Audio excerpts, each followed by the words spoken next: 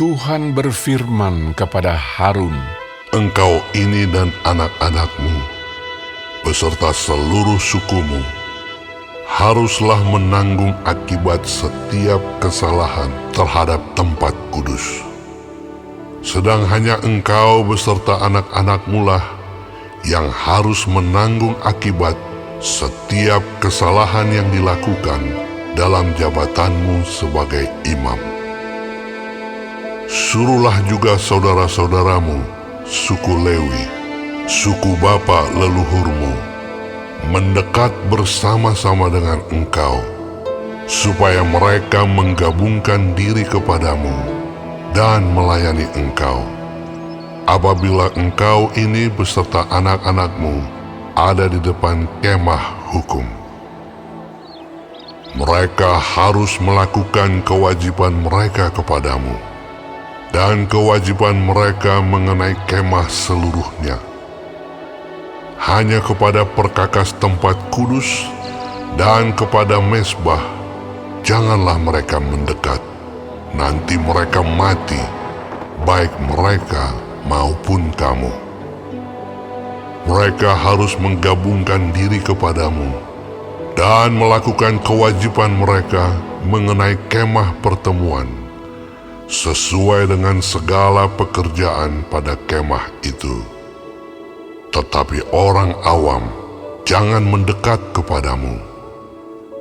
Dan kamu ini haruslah melakukan kewajibanmu mengenai tempat kudus dan kewajibanmu mengenai mezbah, supaya orang Israel jangan lagi tertimpa oleh murka. Sesungguhnya aku ini telah mengambil saudara-saudaramu, orang Lewi, dari tengah-tengah orang Israel sebagai pemberian kepadamu, sebagai orang-orang yang diserahkan kepada Tuhan untuk melakukan pekerjaan pada kemah pertemuan. Tetapi engkau ini beserta anak-anakmu harus memegang jabatanmu sebagai imam dalam segala hal yang berkenaan dengan mezbah dan dengan segala sesuatu yang ada di belakang tabir, dan kamu harus mengerjakannya. Sebagai suatu jabatan pemberian, aku memberikan kepadamu jabatanmu sebagai imam itu. Tetapi orang awam yang mendekat harus dihukum mati. Lagi berfirmanlah Tuhan kepada Harun, Sesungguhnya aku ini telah menyerahkan kepadamu pemeliharaan persembahan-persembahan khusus yang kepadaku. Semua persembahan kudus orang Israel kuberikan kepadamu dan kepada anak-anakmu sebagai bagianmu. Itulah suatu ketetapan untuk selama-lamanya. Inilah bagianmu dari segala persembahan-persembahan yang maha kudus itu, yaitu dari bagian yang tidak harus dibakar. Segala persembahan mereka yang berupa korban sajian, korban penghapus dosa, dan korban penebus salah, yang dibayar mereka kepadaku, itulah bagian maha kudus yang menjadi bagianmu dan bagian anak-anakmu. Sebagai bagian maha kudus, haruslah kamu memakannya. Semua orang laki-laki boleh memakannya. Haruslah itu bagian kudus bagimu. Dan ini pun adalah bagianmu, persembahan khusus dari pemberian mereka yang lain, termasuk segala persembahan unjukan orang Israel. Semuanya itu kuberikan kepadamu dan kepada anak-anakmu laki-laki dan perempuan bersama-sama dengan engkau. Itulah suatu ketetapan untuk selama-lamanya. Setiap orang yang tahir dari seisi rumahmu boleh memakannya. Segala yang terbaik dari minyak, dan segala yang terbaik dari anggur dan dari gandum, yakni yang sebagai hasil pertamanya dipersembahkan mereka kepada Tuhan, aku berikan kepadamu. Hulu hasil dari segala yang tumbuh di tanahnya, yang dipersembahkan mereka kepada Tuhan, adalah juga bagianmu. Setiap orang yang tahir dari seisi rumahmu boleh memakannya. Semua yang dikhususkan bagi Tuhan di antara orang Israel menjadi bagianmu. Semua yang terdahulu lahir dari kandungan segala yang hidup, yang dipersembahkan mereka kepada Tuhan, baik dari manusia maupun dari binatang, adalah bagianmu. Hanya haruslah kamu menebus anak sulung manusia, juga anak sulung binatang yang najis haruslah kamu tebus. Mengenai uang tebusannya, dari sejak berumur 1 bulan, haruslah kau tebus menurut nilainya, yakni 5 sikal perak ditimbang menurut sikal kudus. Sikal ini 20 kera beratnya. Tetapi anak sulung lembu, domba, atau kambing janganlah kau tebus. Semuanya itu kudus. Darahnya haruslah kau siramkan pada mezbah, dan lemaknya kau bakar sebagai korban api-apian, menjadi bau yang menyenangkan bagi Tuhan. Tetapi dagingnya adalah bagianmu, sama seperti dada persembahan dan paha kanan. Segala persembahan khusus, yakni persembahan kudus yang dipersembahkan orang Israel kepada Tuhan, aku berikan kepadamu dan kepada anak-anakmu laki-laki dan perempuan bersama-sama dengan engkau.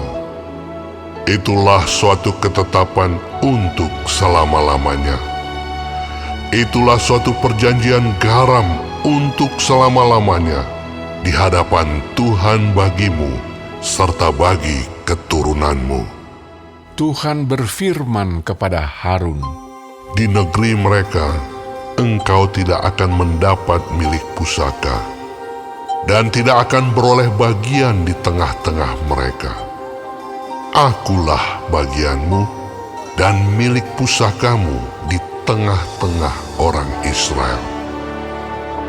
Mengenai Bani Lewi, sesungguhnya aku berikan kepada mereka segala persembahan persepuluhan di antara orang Israel sebagai milik pusakanya, untuk membalas pekerjaan yang dilakukan mereka, pekerjaan pada kemah pertemuan.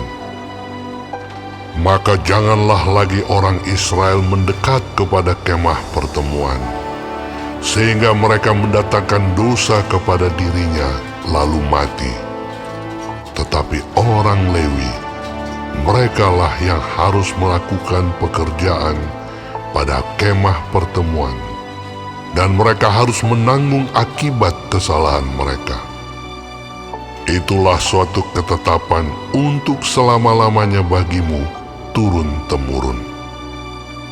Mereka tidak akan mendapat milik pusaka di tengah-tengah orang Israel, sebab persembahan persepuluhan yang dipersembahkan orang Israel kepada Tuhan sebagai persembahan khusus, kuberikan kepada orang Lewi sebagai milik pusakanya. Itulah sebabnya aku telah berfirman tentang mereka. Mereka tidak akan mendapat milik pusaka di tengah-tengah orang Israel. Tuhan berfirman kepada Musa, Lagi haruslah engkau berbicara kepada orang Lewi dan berkata kepada mereka, apabila kamu menerima dari pihak orang Israel persembahan persepuluhan yang kuberikan kepadamu dari pihak mereka sebagai milik pusakamu, maka haruslah kamu mempersembahkan sebagian daripadanya sebagai persembahan khusus kepada Tuhan, yakni persembahan persepuluhanmu dari persembahan persepuluhan itu. Dan persembahan itu akan diperhitungkan sebagai persembahan khususmu, sama seperti gandum dari tempat pengirikan dan sama seperti hasil dari tempat pemerasan anggur. Secara demikian, kamu pun harus mempersembahkan sebagai persembahan khusus kepada Tuhan, sebagian dari segala persembahan persepuluhan yang kamu terima dari pihak orang Israel. Dan yang dipersembahkan daripadanya sebagai persembahan khusus kepada Tuhan, haruslah kamu serahkan kepada Imam Harun. Dari segala yang diserahkan kepadamu, yakni dari segala yang terbaik di antaranya, haruslah kamu mempersembahkan seluruh persembahan khusus kepada Tuhan sebagai bagian kudus daripadanya. Lagi haruslah engkau berkata kepada mereka, apabila kamu mengkhususkan yang terbaik daripadanya, maka bagi orang Lewi, haruslah hal itu dihitungkan sebagai hasil tempat pengirikan dan hasil tempat pemerasan anggur. Kamu boleh memakannya di setiap tempat, kamu dan seisi rumahmu, sebab upahmu lah itu untuk membalas pekerjaanmu di kemah pertemuan. Dan dalam hal itu, kamu tidak akan mendatangkan dosa kepada dirimu, asal kamu mengkhususkan yang terbaik daripadanya. Demikianlah kamu tidak akan melanggar kekudusan persembahan-persembahan kudus orang Israel, dan kamu tidak akan mati. Bilangan 19. Tuhan berfirman kepada Musa dan Harun, Inilah ketetapan hukum yang diperintahkan Tuhan dengan berfirman. Katakanlah kepada orang Israel, supaya mereka membawa kepadamu seekor lembu betina merah yang tidak bercela, yang tidak ada cacatnya, dan yang belum pernah kena kuk. Dan haruslah kamu memberikannya kepada Imam Eleazar. Maka lembu itu harus dibawa keluar tempat perkemahan, lalu disembelih di depan imam. Kemudian Imam Eleazar harus mengambil dengan jarinya sedikit dari darah lembu itu. Lalu haruslah ia memercikkan sedikit ke arah sebelah depan kemah pertemuan sampai 7 kali. Sesudah itu, haruslah lembu itu dibakar habis di depan mata imam. Kulitnya, dagingnya, dan darahnya haruslah dibakar habis bersama-sama dengan kotorannya. Dan imam haruslah mengambil kayu aras, hisop, dan kain kirmizi, dan melemparkannya ke tengah-tengah api yang membakar habis lembu itu. Kemudian haruslah imam mencuci pakaiannya dan membasuh tubuhnya dengan air. Sesudah itu masuk ke tempat perkemahan, dan imam itu najis sampai matahari terbenam. Orang yang membakar habis lembu itu haruslah mencuci pakaiannya dengan air dan membasuh tubuhnya dengan air, dan ia najis sampai matahari terbenam. Maka seorang yang tahir haruslah mengumpulkan abu lembu itu dan menaruhnya pada suatu tempat yang tahir di luar tempat perkemahan, supaya semuanya itu tinggal tersimpan bagi umat Israel untuk membuat air pentahiran. Itulah penghapus dosa. Dan orang yang mengumpulkan abu lembu itu haruslah mencuci pakaiannya, dan ia najis sampai matahari terbenam. Itulah suatu ketetapan untuk selama-lamanya bagi orang Israel dan bagi orang asing yang tinggal di tengah-tengahmu. Orang yang kena kepada mayat, ia najis 7 hari lamanya. Ia harus menghapus dosa dari dirinya dengan air itu pada hari yang ketiga, dan pada hari yang ketujuh ia tahir. Tetapi jika pada hari yang ketiga ia tidak menghapus dosa dari dirinya, maka tidaklah ia tahir pada hari yang ketujuh. Setiap orang yang kena kepada mayat, yaitu tubuh manusia yang telah mati, dan tidak menghapus dosa dari dirinya, ia menajiskan kemah suci Tuhan, dan orang itu haruslah dilenyapkan dari Israel, karena air pentahiran tidak disiramkan kepadanya, maka ia najis. Kenajisannya masih melekat padanya. Inilah hukumnya apabila seseorang mati dalam satu kemah. Setiap orang yang masuk ke dalam kemah itu dan segala yang di dalam kemah itu najis 7 hari lamanya. Setiap bejana yang terbuka, yang tidak ada kain penutup terikat di atasnya adalah najis. Juga setiap orang yang di padang, yang kena kepada seorang yang mati terbunuh oleh pedang, atau kepada mayat, atau kepada tulang-tulang seorang manusia, atau kepada kubur, orang itu najis 7 hari lamanya.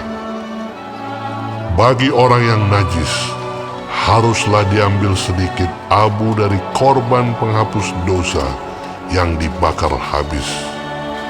Lalu di dalam bejana abu itu dibubuhi air mengalir.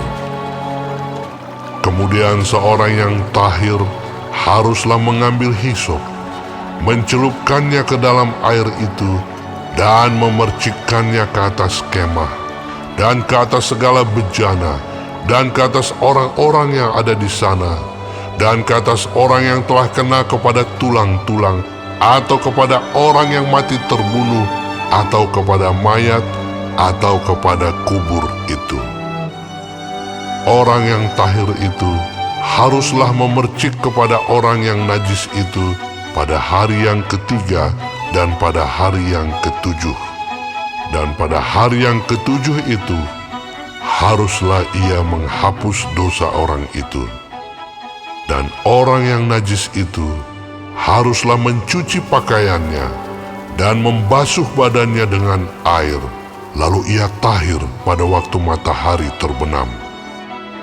Tetapi orang yang telah najis dan tidak menghapus dosa dari dirinya, orang itu harus dilenyapkan dari tengah-tengah jemaah itu, karena ia telah menajiskan tempat kudus Tuhan. Air pentahiran tidak ada disiramkan kepadanya, jadi ia tetap najis.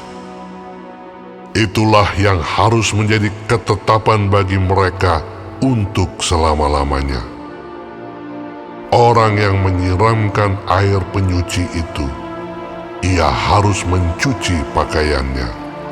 Dan orang yang kena kepada air penyuci itu, ia menjadi najis sampai matahari terbenam.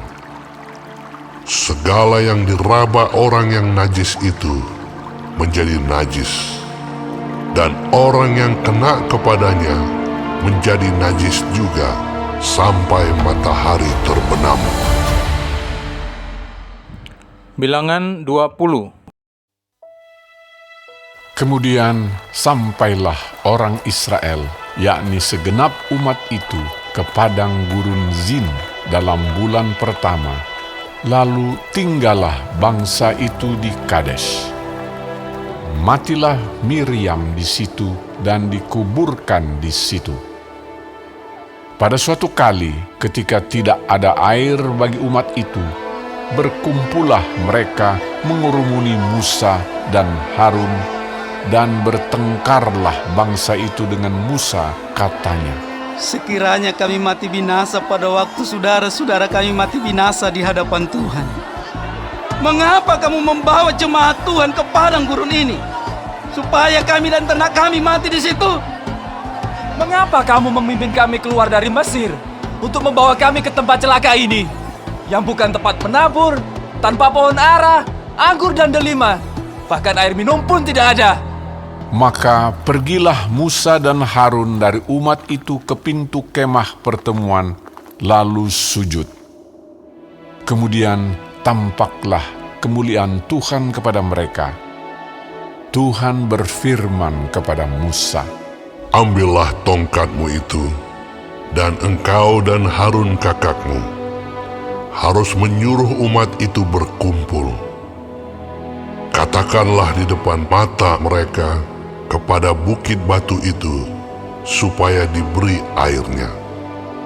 Demikianlah engkau mengeluarkan air dari bukit batu itu bagi mereka, dan memberi minum umat itu serta ternaknya. Lalu Musa mengambil tongkat itu dari hadapan Tuhan, seperti yang diperintahkannya kepadanya. Ketika Musa dan Harun telah mengumpulkan jemaah itu di depan bukit batu itu, berkatalah ia kepada mereka, Dengarlah kepadaku, hai orang-orang durhaka. Apakah kami harus mengeluarkan air bagimu dari bukit batu ini? Sesudah itu Musa mengangkat tangannya, lalu memukul bukit batu itu dengan tongkatnya 2 kali.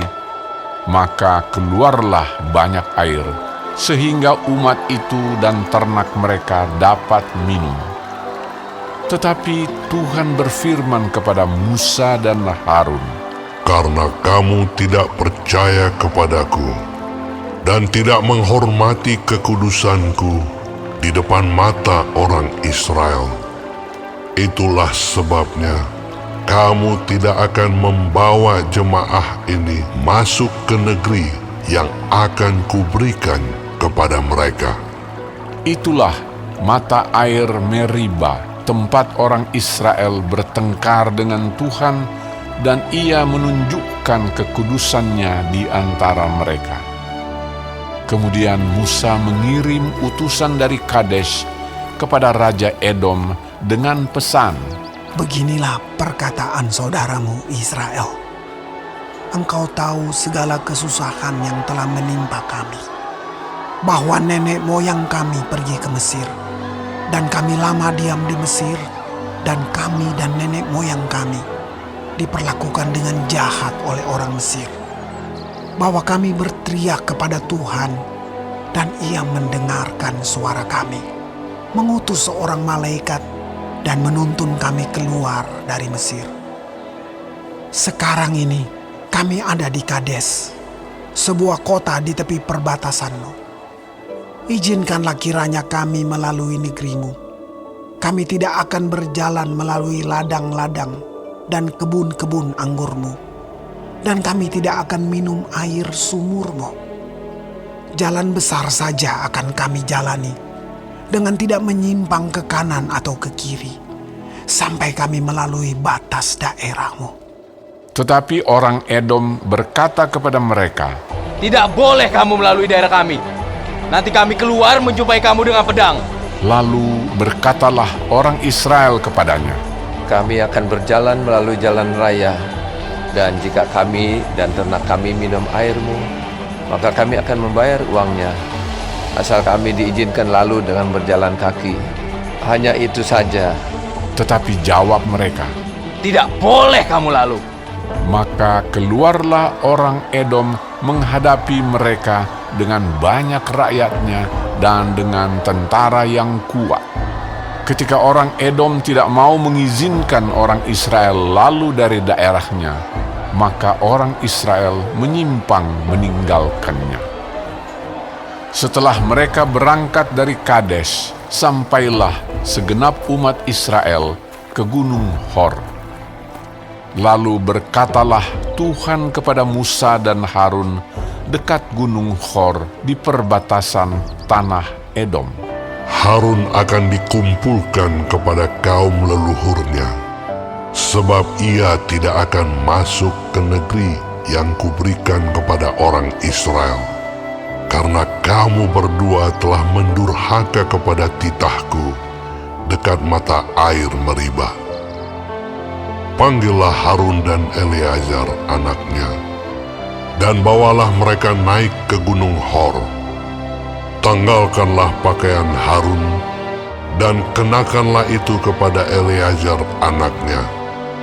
Kemudian Harun akan dikumpulkan kepada kaum leluhurnya dan mati di sana. Lalu Musa melakukan seperti yang diperintahkan Tuhan. Mereka naik ke Gunung Hor, sedang segenap umat itu memandangnya. Musa menanggalkan pakaian Harun dan mengenakannya kepada Eleazar, anaknya. Lalu matilah Harun di puncak gunung itu. Kemudian Musa dengan Eleazar turun dari gunung itu. Ketika segenap umat itu melihat bahwa Harun telah mati, maka seluruh orang Israel menangisi Harun 30 hari lamanya.